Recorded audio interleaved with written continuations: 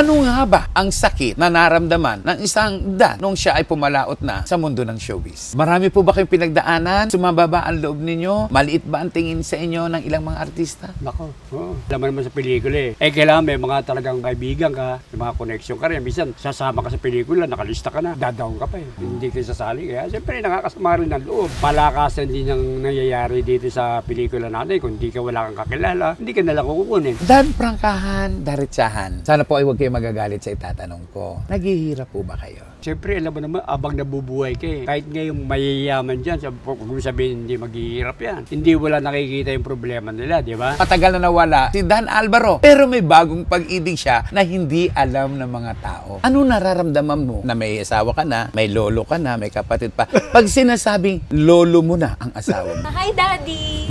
Halos magka-month kayo ng ay, magka-year. Wala bang nangyaring takutan? Ay, ayan, kasi sumama ka sa kanya eh. Yan, pagdusahan mo yan, naghirap ka. Kung kaya mong mabuhay sa tundo, kaya mo ring mabuhay saan man sa mundo. Morley Alinio, ito ang Tundo. Yes! Magandang tanghali, hapon, umaga, madaling araw. Kung anumang oras dumarating sa inyo ang vlog kong ito. Uy, maraming salamat sa patuloy na pagtaas ng aking subscribers. Yun ay dahil po sa inyo. But this time, meron po tayong makakausap ngayon. Dating sirkero, dating nakikita sa mga perya, dating tumatalon-talon, naging artista, sumikat bilang isang action star. Please welcome Dan Alvaro! Hello! Magandang hapon po sa inyo. Salamat po. Kumusta na po kayo? Ito, okay naman. Kahit paano, nabubuhay tayo.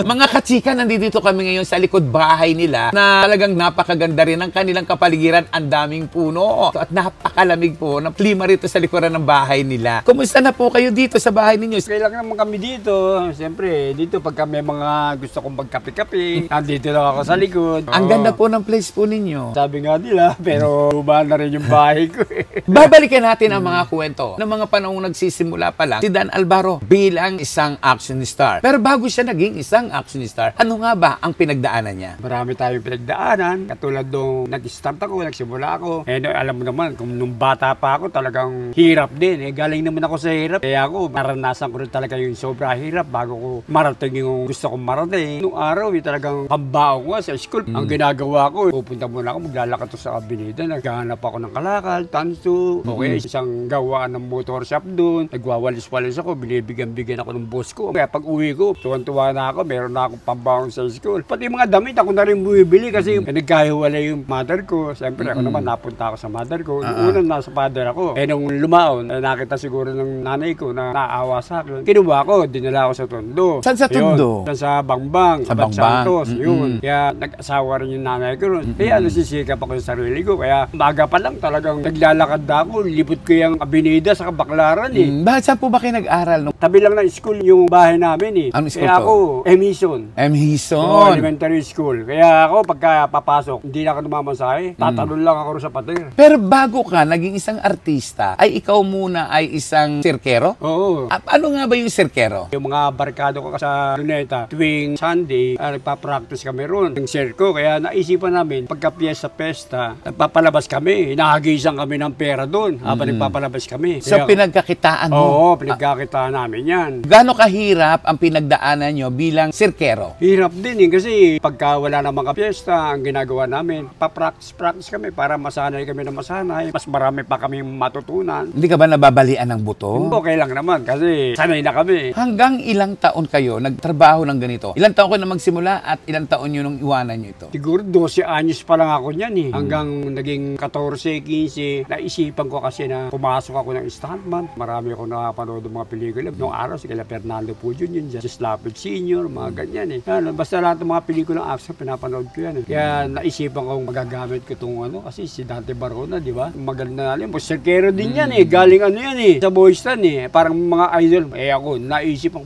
marunong pala ako mag-tumbling eh. Papasok kaya ako, mag-a-apply ako ng stuntman. Paano kaya nag-apply? Paano nagsimula ang buhay ng isang Dan Alvaro sa pelikulang Pilipino? Nag-apply ako dyan sa MH Del Pilar. Ayaw ako tanggapin kasi sabi bata pa ako. And then, nung nalipat sila sa MH Del Pilar sa Mabini, yun, nag-apply ulit ako. Tinanggap naman ako ni pinaka-founder ng SOS, si Rick Bustamante, saka si Ellie Nakpil. Anong audition? Paano kayo in-audition? Sabi niya, sige, gusto mo, lig ka, mag-practice ka, every Wednesday and Sunday, pupunta ka rito. Naka-short na mo, pagkabaguhan ka, red na t-shirt. Yun, doon ako nagsimula, every Wednesday and Sunday, medyo alam na, pwede na ako isabak. Sige, sinabak na ako ngayon, extra. Parang binaril ako doon sa pelikulang Fernando Po Jr. Saka ni Anong title nito? Leon ng Central Luzon. Doon na nagsimula, hanggang sa naging tuloy-tuloy, hanggang sa marami na akong nalabasan, mga pelikula, ng mga sila Ren Imperial, Extra ka. mga extra. Kumusta naman ang kinikita mo ng mga panahong extra ka pala? Noon maliit pa kasi kita ng stuntman Alam ba, babayaran ka. 75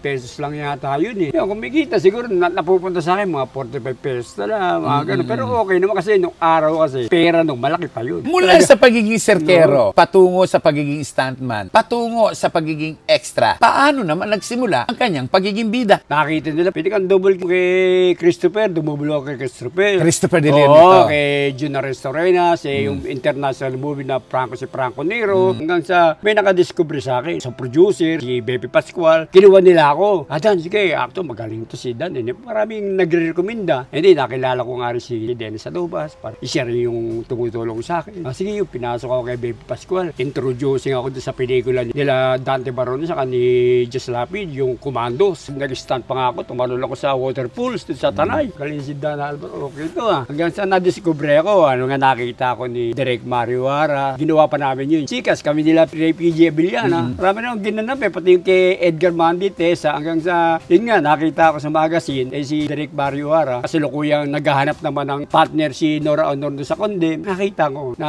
magiging kapatid din Nora sa pelikula. Yun, pinatawag ako ngayon. Hanggang sa ginawa namin yung Condem, hanggang sa yun, nakilala ako bilang Dan Alvaro. Mula sa pagiging batang mahirap, mula sa pamumulot ng mga basura, sa pamumulot ng mga dilata, at kung ano-ano pa, naging isang big star ang isang Dan Alvaro. Pero ang tanong, ano nga ba ang sakit na naramdaman ng isang Dan nung siya ay pumalaot na sa mundo ng showbiz? Marami po ba kayong pinagdaanan? Sumababa ang loob ninyo? Maliit ba ang tingin sa inyo ng ilang mga artista? Nako, siyempre, naman sa pelikula kailangan may mga talagang kaibigan ka, may mga connection ka rin. Minsan, sasama ka sa pelikula, nakalista ka na, dadaon ka pa Hindi ka sasali. Kaya siyempre, nakakasama rin ang loob. Palakasan din ang nangyayari dito sa pelikula natin. Kung hindi ka wala kang kakilala, hindi ka nalang kukunin. Lalo na kung wala kang manager. Kaya nakakalabas din ako nung araw. Sila Mario J. De Los Reyes, mga kaibigan natin yan Saka yung kumpare ko si Jack Tordesillas, yung head writer ng GMC. Kaya lang, namatay na rin sila Kaibigan ko sa mga action naman, sila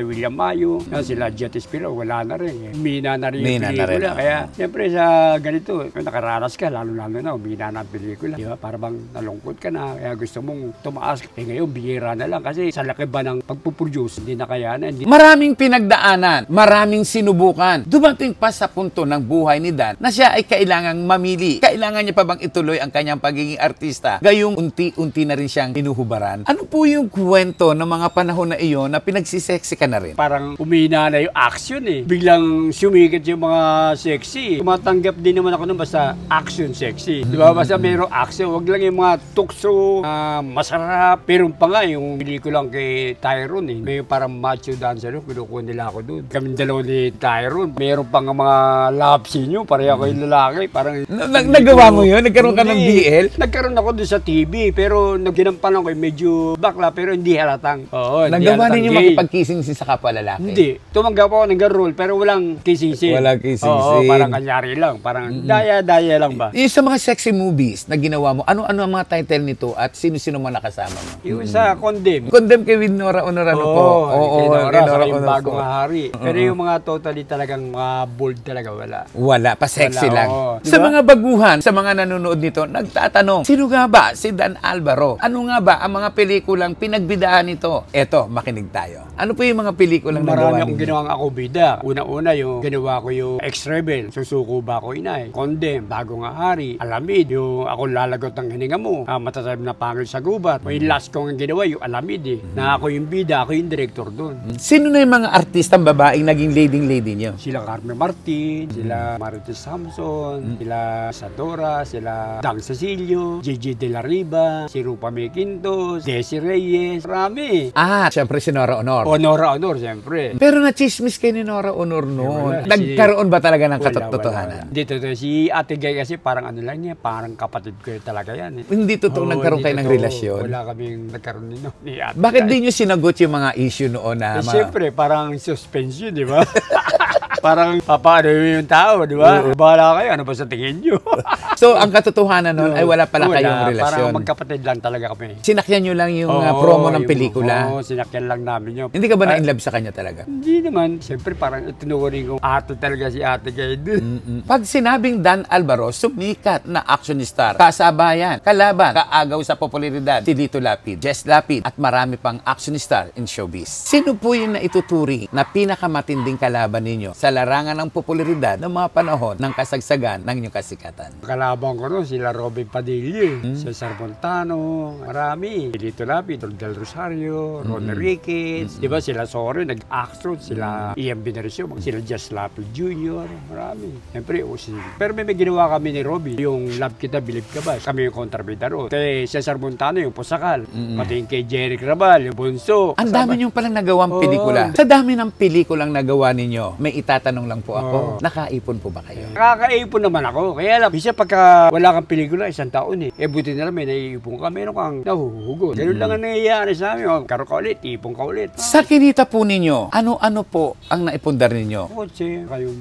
bahay. Etong bahay na ito, Oo, na napakagandang bahay. Sa akin ng producer. Kaya ito na lang ang natitira sa akin kotse ko. Sa akin kayamanan ko, yung pamilya ko. Kayamanan ang pamilya. Oo, diba? Mamaya pag-uusapan natin yan. Pero meron pa rin po akong gustong itanong sa inyo. Noong mga panahong nawala kayo in showbiz, kailan nga ba ito? Mga 2008, mga 2007, mga gano'n, 9. Ano po yung huling pelikulang ginawa nyo? Huli yung Alabid nga eh. Malabas-labas din ako TV-TV, saka yung mga pelikulang indie films na Tatay Ka. Ganun. Sa kauna-unang pagkakataon, ngayon lang natin po lilinawin. Ano nga ba ang tunay na dahilan? Bakit nawala ang isang Dan Alvaro in showbiz? Ano po ang dahilan? Biglang siguro mina. Siyempre, dahilan din dahil nga patubal din ang offer sa akin. Siyempre, pangalawa, yung wala nang nagmamanod sa akin. Puro kaibigan lang ang suporta, nagre-recommend sa akin. Siya, tatawagan ka dala. Siyempre, may pangarap. Maalala ka, si Dan Alvaro, kunin natin yun. Diba? Sa mga kaibigan ko, director, yun. Tatawagan, Dan, pwede ka ba rito sa ganito? Mga ginawa ko, kami nila Ricardo Cebede, Matampusa. Saka yung ginawa ko yung kay Bantag, Baguio kami. Hindi pa pinapalabas yung kay Bantag eh. Diba, may kaso kasi si Bantag. Kami nila Jason Abalos ang magkakasama ron. Isang direktang tanong po. Noong mga panahong wala kayong ginagawa ang pelikula, hindi po kayo visible in showbiz, ano po ang pinagkaabalahan niyo? Yun, nagtayo ko ng restaurant, pero nalugi naman. Nagtayo ko ng junk shop, namimili ako ng mga bakal. Yung ipon ko sa pelikula, yun ang ginamit kong pang-ikot. Isang kwentong gumimbal sa Showbizlandia, Dan Alvaro, sikat na action star, naghihirap, namumulot daw ng mga papel, lata, at mga kalakal sa lansangan. Ito ang ating lilinawin ngayon. Gano'n nga ba katotoo na minsan isang panahon, ang isang Dan Alvaro ay nakakalat sa lansangan at nangunguha ng mga kalakal? Ano po ang totoong kwento? Kasi ang totoo niya, akala kasi nila namumulot. Siyempre, ang junk shop kasi, ang malaking ano yan, yan dyan ang pere sa basura. Kaya ako, ginagawa ko, kung may kontempunan ako, namimili ako ng bakal. Binabaksak ko dyan sa mga tunawan. Kaya pinapaikot ko lang yung pera ko. So, namumuhunan kayo? Namumuhunan ako. Hindi kayo ang namumulot? Hindi ako namumulot. Namimili ako ng mga kalakal. Isang paglilinaw. Lumabas nga kasi ng isang Dan Alvaro ay naghihirap na ng todo-todo at kumukuha na lang ng mga basura. Ang katotohanan pala nito ay business niya ito at siya ang namimili ng mga bakal, lata, plastic. Yero, mga gano'n. Kumusta naman po yung inyong negosyong ito? Okay naman. Siyempre, pagka pinapahigit po lang yung pera, kahit paano, sa dami naman ng negosyo, talagang kailangan. Ang rin, swerte-swerte yan din. Sa kayo, siyempre, minto muna ako dahil nga rin sa mga kapitbahay ko. Kaya naghahanap ako ng pwesto. Nagalit sa inyo mga kapitbahay ninyo noong mga panahong may junk shop kayo? Oo. Dito ba yung junk shop na to? Oo, dito sa harap. Bibili pa ako ng plastic, sinasampay yan. Yung mga plastic sa SM, talagang bibili mo yun. Ano ba? 3 piso plastic, pero maibebenta mo sa baksakan, mga 26 pesos. O, yun naman, laki ng kita mo ron. Dan prangkahan, daritsahan. Sana po ay huwag kayo magagalit sa itatanong ko. Naghihirap po ba kayo? Sa ngayon talagang medyo meron. Katulad konti lang ang mga offer, di ba? Sa ngayon, isa meron, isa wala. Katulad ngayon nakaraan sa Batang Quiapo, yun, napalabas kami rin sa Batang Quiapo. Yung nakaipon ng konti. Bigla-bigla naman na tayong pinatay. Nalungkot po kayo? Nalungkot na naman ako. Wala, may mga offer naman ngayon. Ito, itong next year na to, walang natin. Baka swertin tayo, Year of the Snake May gagawin nga kami ni Ate Guy, kaya lang nagbi-meeting pa sila Ate Guy dyan sa Channel 13. Kung matuloy yun, may hanap buhay na naman tayo. Dahil ng mga panahong bata ka, kahirapan. Nung ikaw magbinata at mag-matured ka, naramdaman mo ang kasaganahan. Oo. At ngayon ay bumalik ka uli sa kahirapan. Dan, tanong ko sa'yo, gaano ka kasanay, gaano ka kahanda sa mga bagay na napupunta sa'yo o dumarating? Siyempre, alam mo naman, abang nabubuhay ka eh. Kahit ngayong mayayaman dyan, kung sabihin hindi maghihirap yan. Kanya-kanyang problema. Ako, sanay na ako kasi lumaki ako sa hirap eh. Sanay akong dumiskate ng sarili ko eh. Ganun talaga, basta huwag kang makakalimot sa Panginoon Diyos. Puprovide naman ni Lord pagka talagang eh. Kasi malinis naman yung mo eh. Puso mo. Oo, puso mo. Wala ka namang inaargab ng tao. Hindi ka naman mayabang. Papakumbaba ka naman. Dan, may itatanong ako sa'yo. Diretso to. Bukod sa asawa mo ngayon na pinakasalan mo, may mga babae ka pa rin bang minahal? May mga anak ka ba? Oo, lahat naman yung mga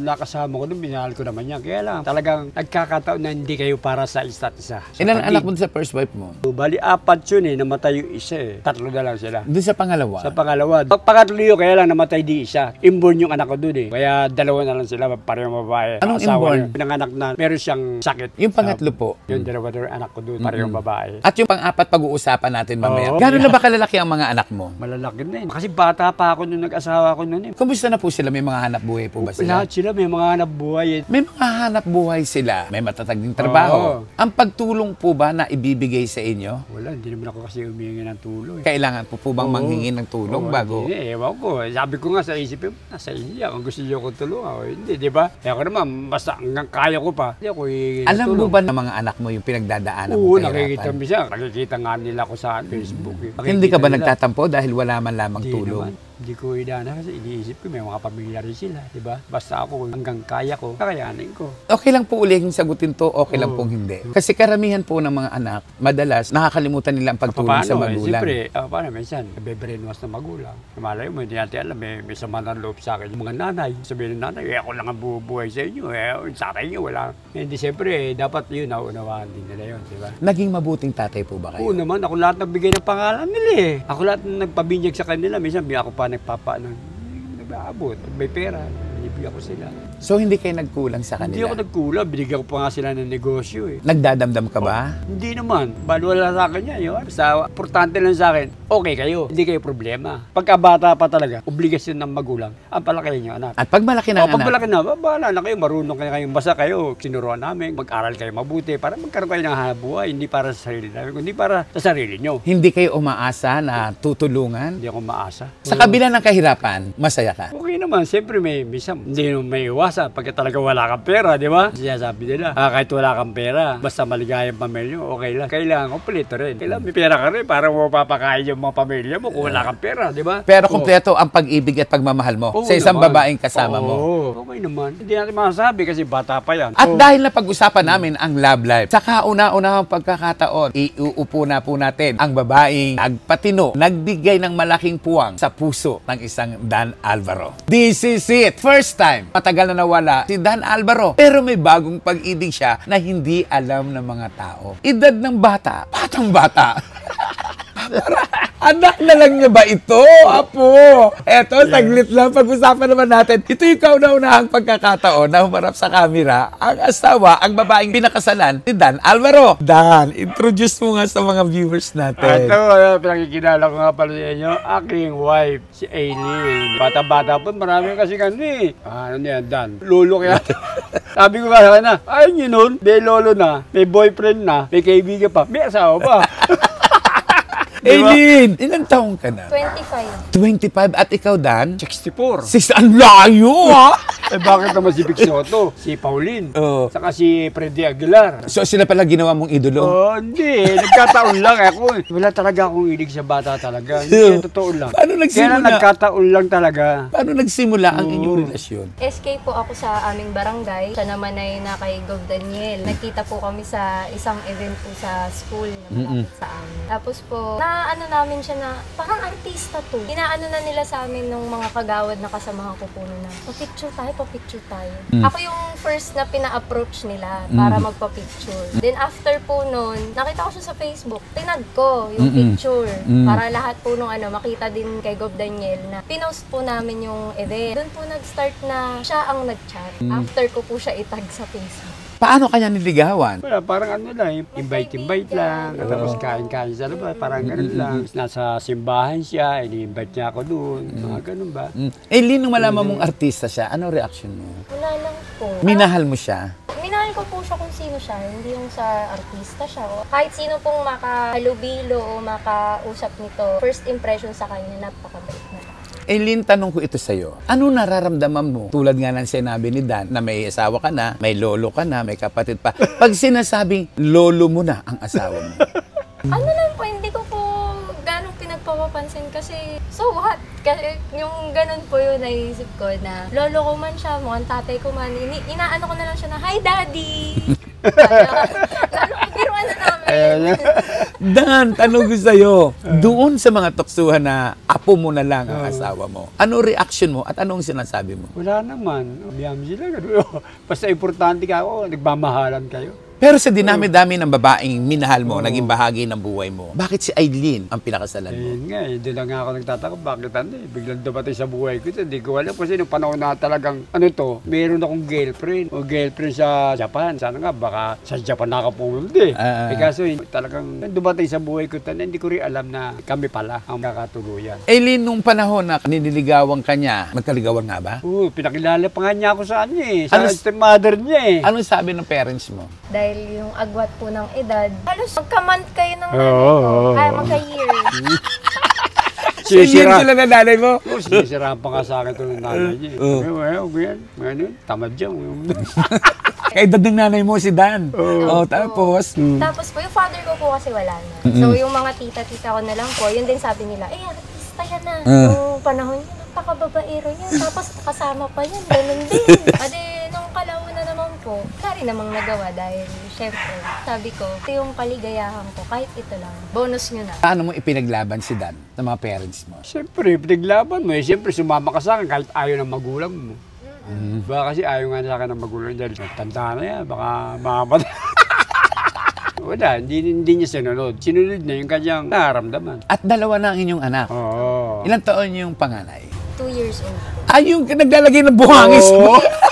Siya yung panganay niyo. Yung pangalan. Ayun. At yung bunso, Yung babae. kumusta na ang pagsasama ninyo? Okay naman, kahit nasabihin mo minsan. Pero minsan wala, okay lang naman. Masaya pa rin kami. Siyempre, hindi naman minsan may iwasan may konti pagtatalo kasama sa buhay yan. Mag-asawa. Eileen, paano mo tinatanggap o ina-accept ang kahirapan na dala ni Dan ng mga panahon ngayon? Lumaki rin naman po ako na, well-off po yung family ko noon, magpahanggang ngayon. Pero di po ako pinalaki na spoiled kahit sabihin po na solo akong anak o nikaiha. Sa paningin po ng iba, parang, ayan, kasi sumama ka sa kanya eh. Yan, pagdusahan mo yan, naghirap ka. Pero yung contentment po sa buhay, yun po yung iniwang tatak sa akin nung father ko na whatever life gives you, so be it. Kasi kung saan ka masaya na rin ako. Masaya ka ba kay Dan? Opo. Gaano kasaya? Dalawa naman na po ang supling namin. Meron na pong mga bunga ang kasiyahan namin. Kontento po. Dan, sa naririnig mo, anong nararamdaman mo? Feeling bagets ba? Feeling anong... Siyempre, masaya tayo. Siyempre, talagang yung sinasabi niya talagang totoo. Walang natin kung totoo talaga. Pero siyempre nga, bata nga siya. Ako, may edad na. Siyempre, hindi na masasabi. Tao nagbabago. Kaya tayo nakahanda rin sa mga bagay na yun. Hindi na masasabi kasi kung talagang kayo. Di ba namatay ako? Hindi namatay siya. Di wala. Wala rin kayo, di ba? Kaya Diyos na lang talaga yung makapagkaan. Talagang kayo. Gaano mo kamahal si Eileen? Mahal kasi, mahal na mahal ko yan. Bakit mo siya pinakasalan? Siyempre, mahal ko nga, kaya ako pinakasalan. 4 babaeng nagdaan sa buhay mo, pero ngayon ka lang ikinasal. Oo. Wala bang nangyaring takutan? Wala naman. Parang may, parang selos-selos lang.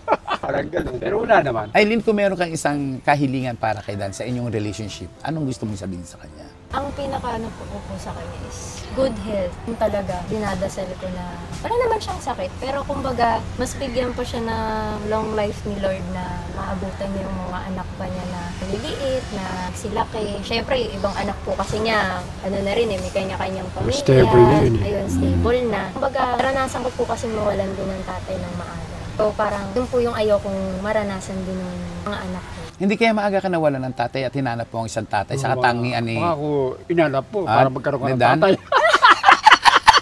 Ayun po, yung mga nagtatanong din po sa akin. Ano ang sagot mo doon? Ang sagot ko po kasi, hindi ganun yung naging tingin. Kasi kung tatay tingin ko sa kanya, noong una pa lang, tawag ko sa kanya, kuya, no? Oo, kuya. Maging nung mga several encounters, kuya po ang tawag ko sa kanya. Ngayon? Sa mahal. Ano, kuya? Ang ganda pala ng inyong buhay pag-ibig ninyo, no? Nung napapanood mo siya sa Batang Quiapo, anong reaction mo? Siyempre po, tuwan-tuwa po ako na... Hindi ka rin trabaho. Oo. Pambiling gata, pambiling diaper. Pero hindi kasi... Nakapos ba kayo niyan? Pambiling gatas at diaper? Hindi naman, medyo talaga ka pero hindi naman siya kaya. Parang sakto. Sakto lang. Ay, yun yung napapanood mo siya. Kasi po nakikita ko na longing siya sa gano'n. Yun na yung setting niya na whenever nasa set siya, happy siya. Yun yung nakakapagpabuhay palalo sa isang Dan Alvaro na magpatuloy pa. Naku, baka isipin niyo po ninyo, eme-eme lang tong mag-asawang ito. Hihingi pa kayo ng resibo. Sige nga, hingian natin ng resibo. Pwede ba mag-kiss kayo? Oo, wala nang problema. Oo. Siyempre, pag-aasawa mo na, hindi na dapat bahiya. Nakunan ba? Nakunan? Hindi! Hindi! Eh tayo naman kaya mag-kiss. Oy, hinihiling ng mga tao. Mag-kiss daw tayo, Dan.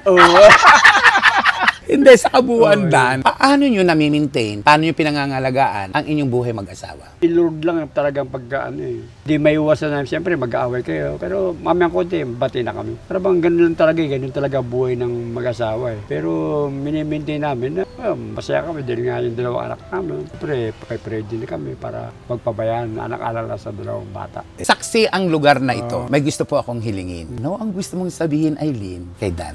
Lagi mong tatandaan na ano man yung estado natin sa buhay, mapa nasa taas tayo, nasa baba, o kung ano mang pinagdadaanan natin bilang mag-asawa, nandun yung mahal na mahal kita. At number one, syempre, na guide natin si Lord sa relationship natin. Dan, may gusto kang sabihin sa kanya? Sa ako kilaro talagang kami. Hanggang sa matapos na yung mawala siya, mawala ako. Siyempre, mas matanda ako, mas mauuna ako sa kanya. Sana kami pa rin na habang buhay. Nagmahal ka ng senior citizen. May discount.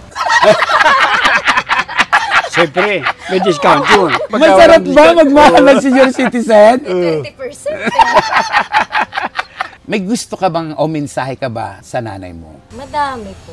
Nakikita ko naman pong happy siya sa kung ano po ang ginagawa niya sa life, sa pagta-travel niya, sa mga kasama po niya. Ang ano ko na lang po is wag po niyang pinakapababayaan yung health niya. Kasi po, through ups and downs po nung time na nagkasakit siya noon, mga na-hospital siya, alam naman niya yun na nasa tabi niya ako. And never po siyang, kahit sabihin may konting sama ng loob, nung time na I chose Dan over her, hindi po nawawala yung respeto at pagmamahal ko po sa kanya. Lagi ko po dinadasal sa Diyos na kung nasaan man po siya naroroon, mapapabuti po ang kanyang kalagayan. Dan, sa mga makakapanood nito, sasabihin, kinurap mo ang isang bata. Corruption of minor. Ano ang gusto mong sabihin sa mga taong may ganitong mentalidad na pwedeng ibato sa inyo? Ang masasabi ko lang yan, siyempre, porque sana dumating sa buhay mo yan eh. Hindi mo naman sabing inanap yan. Talagang kusa, parang ibinigay sa'yo. Parang baga sana ibinigay sa akin na parang isave ko siya. Kaysa naman maano siya sa iba. Hindi siya ba yung first boyfriend mo? Hindi po. Pero siya yung true love mo. Oh, and last. Message mo sa magugulat, magtatanong at magtatakang mga fans mo. Magugulat dahil lumabas ka ngayon sa vlog ko, nalaman nila ang mga kwento ng buhay mo. Magtataka kung ano ang nangyari sa'yo. At higit sa lahat, may matutuwa at magagalit sa pagkakaroon mo ng bagong girlfriend na isang batang-bata. Hindi natin masasabi nga, katulad nga, ako, nakapag-asawa ako na medyo bata sa akin. Siyempre, hindi naman talagang kusang hinanap yan. Talagang kusang dumating sa buhay niya yan. Kayo, nasa inyo yun, di ba? Sasabihin mo mo na huwag kayong tumulad sa akin. Siyempre, hindi. Kasi hindi masasabi talaga yung kapalaran natin Masasabi ko lang sa kanila, maghanap kayo yung talagang mamahalin kayo, mamahalin siya rin. Ano yung love song nyo? Meron ba? Ano? Sa tingin ay may tattoo sila. Always. Ayan, talaga. Ano to, sabay niyo pang pinatattoo to?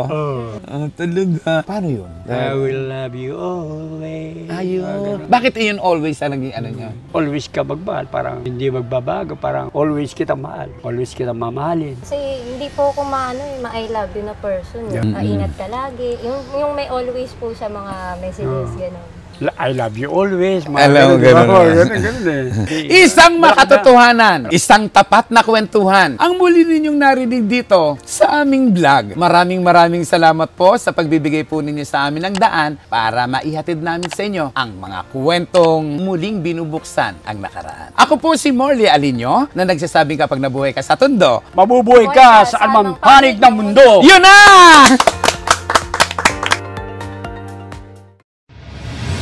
Kung kaya mong mabuhay sa Tondo, kaya mo ring mabuhay saan man sa mundo.